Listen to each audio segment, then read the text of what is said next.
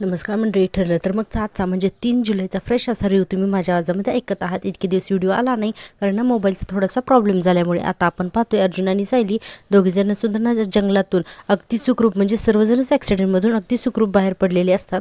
आणि आता अश्विनचा फोन आलेला असतो अर्जुनला आणि अर्जुन हॅलो हॅलो म्हणत असतो, पण त्याचा काही रेंजच नसते. प्रतिमा त्या म्हणतात कोणाच्याच फोनला रेंज नाही आहे का.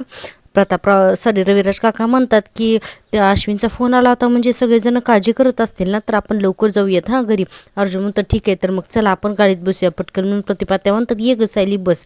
आता अर्जुन आणि रविराज आणि प्रतिमा त्या दोघेजण सुद्धा गाडीत जाऊन बसतात. अर्जुन म्हणतो खरंच आठवलं का ग तुला. सायली म्हणते हो अगदी लख्ख आठवलंय मला. आणि म्हणते आता मी हक्काने ना सगळ्यांना सांगू शकते की मीच तन्वी आहे म्हणून. आणि सायलीला इतका आनंद झालेला असतो ना की सायलीचा आनंदच मावत नसतो.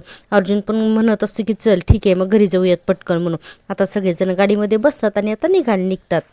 इकडे आपण पाहतोय दुसऱ्या सीनमध्ये सचिन आणि आता हा राकेश हे दोघंजण सुद्धा ना गाडीमध्ये ड्रिंक करत बसलेले असतात. सचिन म्हणत असतो राकेश काय रे अजून बातमी कशी आली नाही. तर राकेश म्हणतो सचिन अरे आत्ता तर ॲक्सिडेंट झाला असेल ना, म्हणजे बघ ना हे बघ म्हणजे ती गाडी अशी छानपैकी जोरात आली असेल आणि त्यानंतर धडाम करणं अशी आपटली असेल कशावर तरी.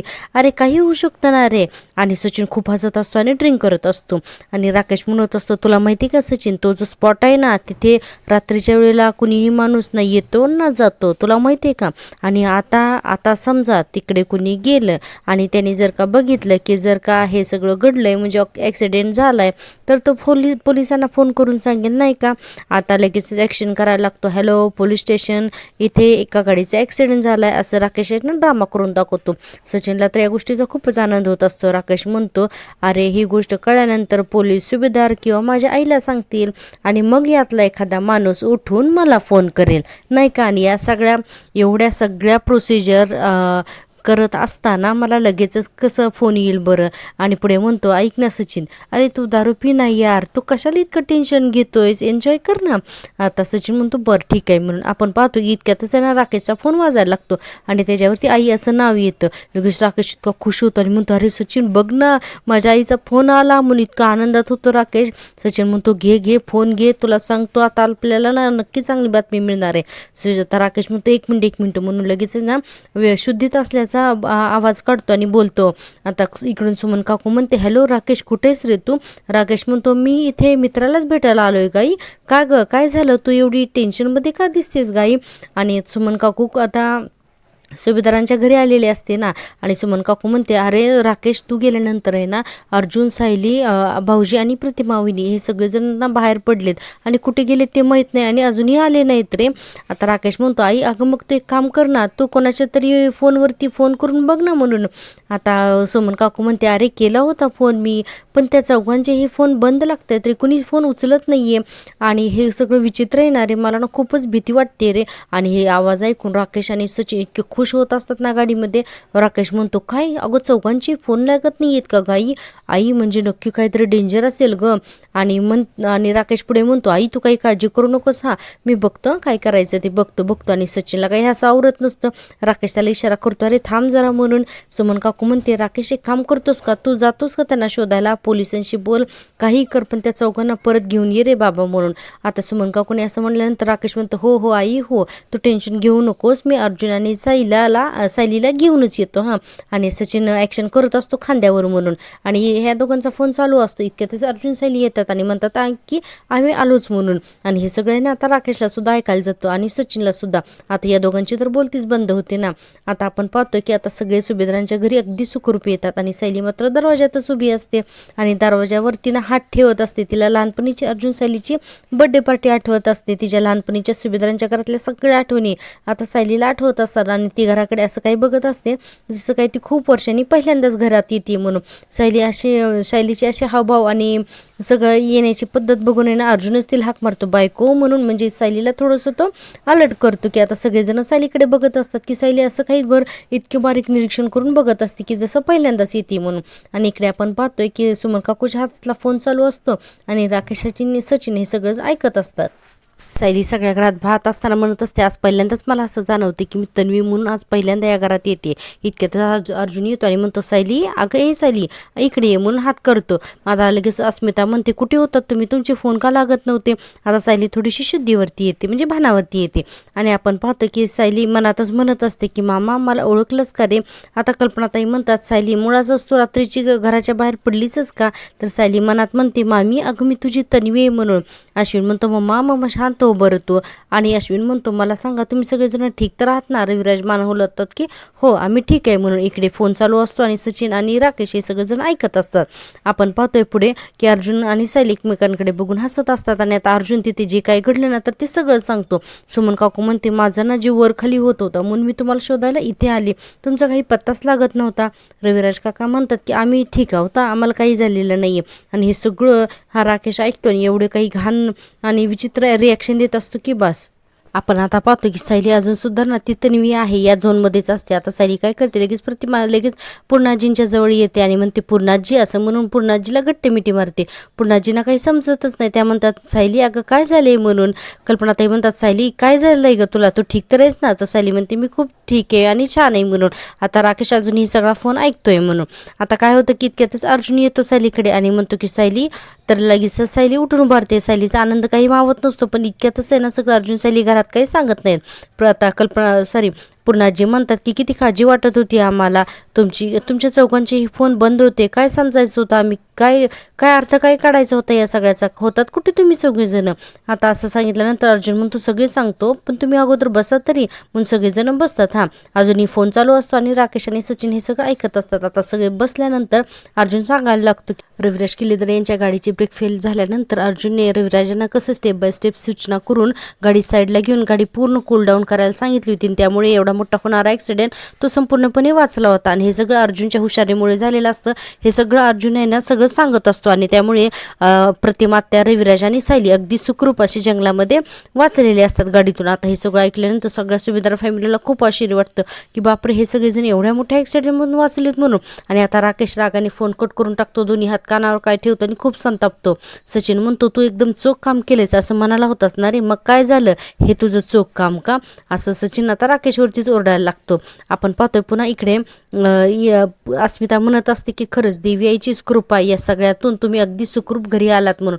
अर्जुन म्हणतो हो, आणि म्हणतो की खूप मोठा ॲक्सिडेंट ना होता राहिला म्हणून.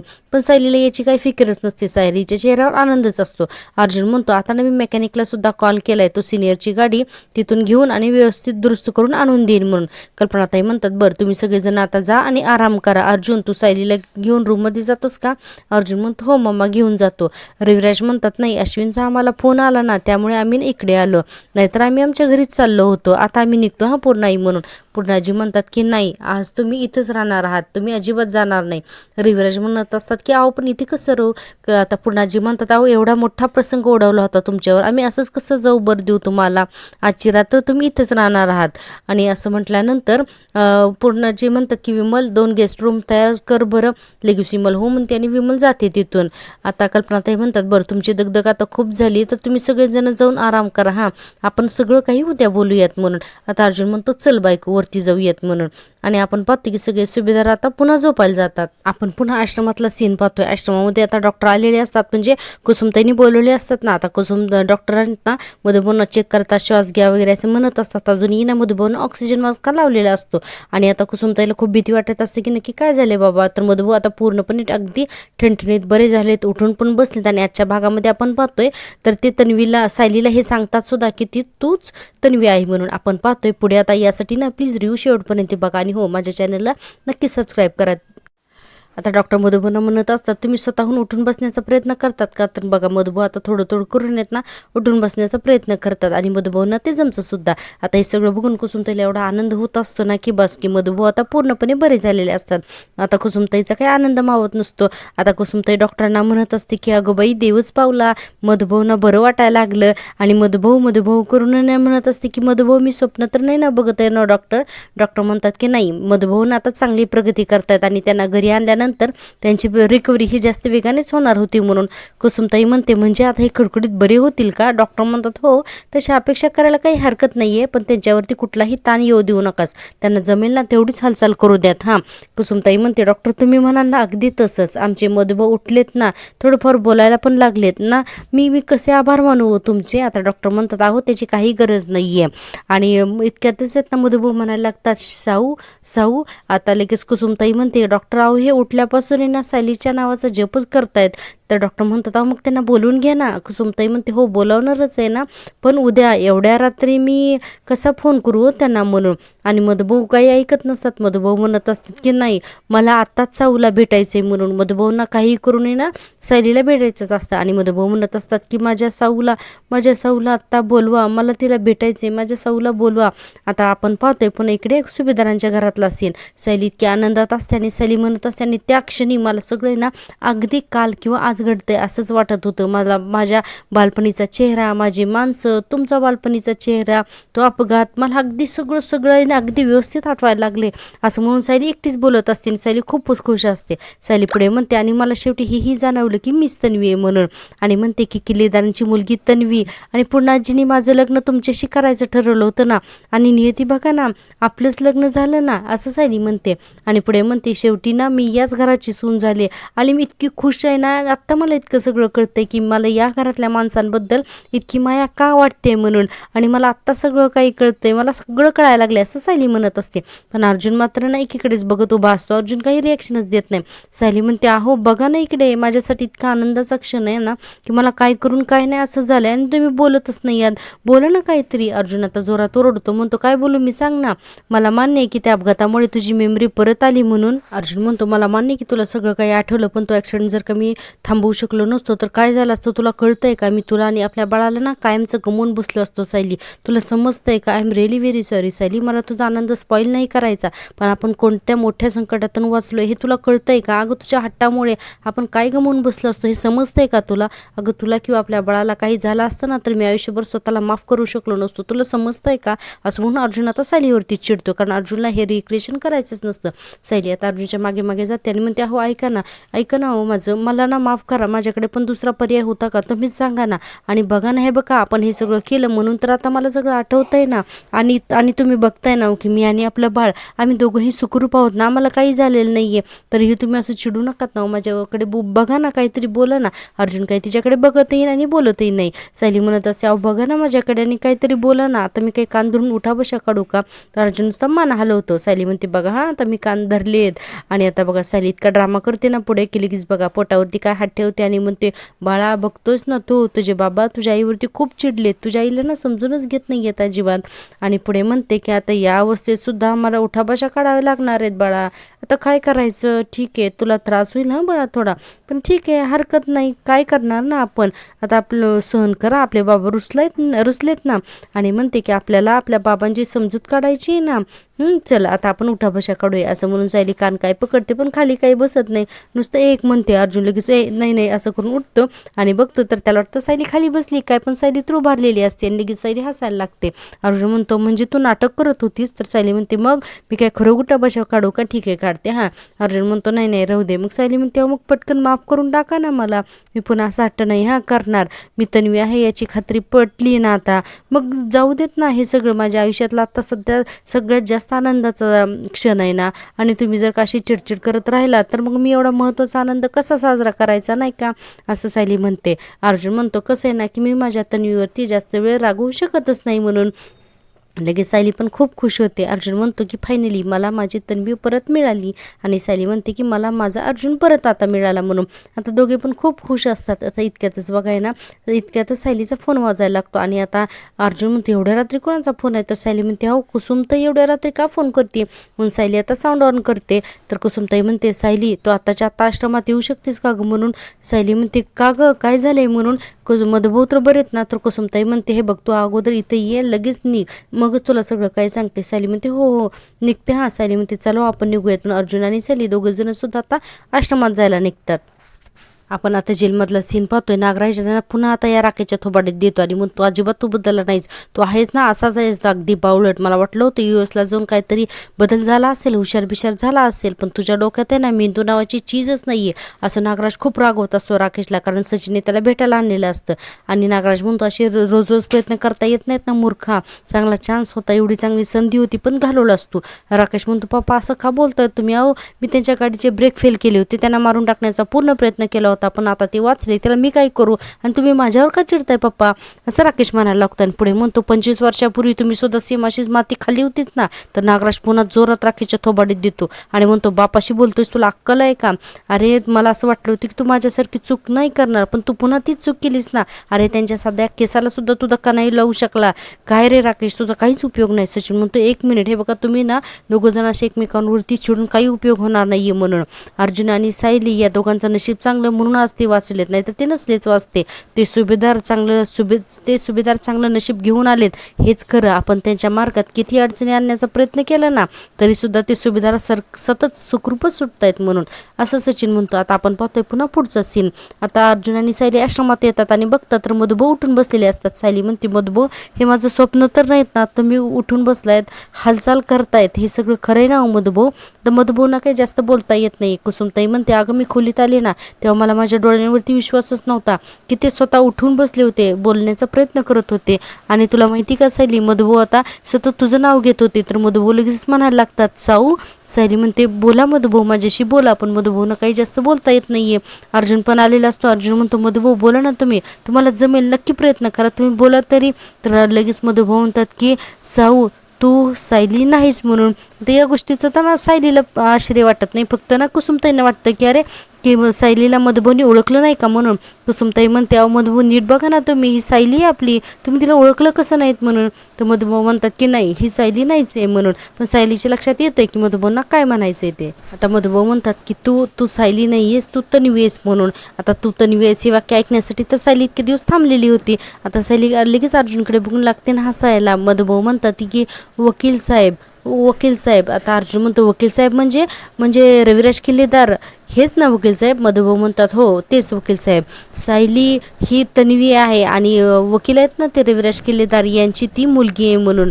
आता अर्जुनला पण फायनली मधुभाऊंच्या तोंडूनच हे ऐकायचं होतं नाही. आज मधुभाऊंनी स्पष्ट सांगून टाकलं की तन्वी ही वकील आहेत ना त्या रविराज किल्लेदार यांचीच मुलगी आहे म्हणून.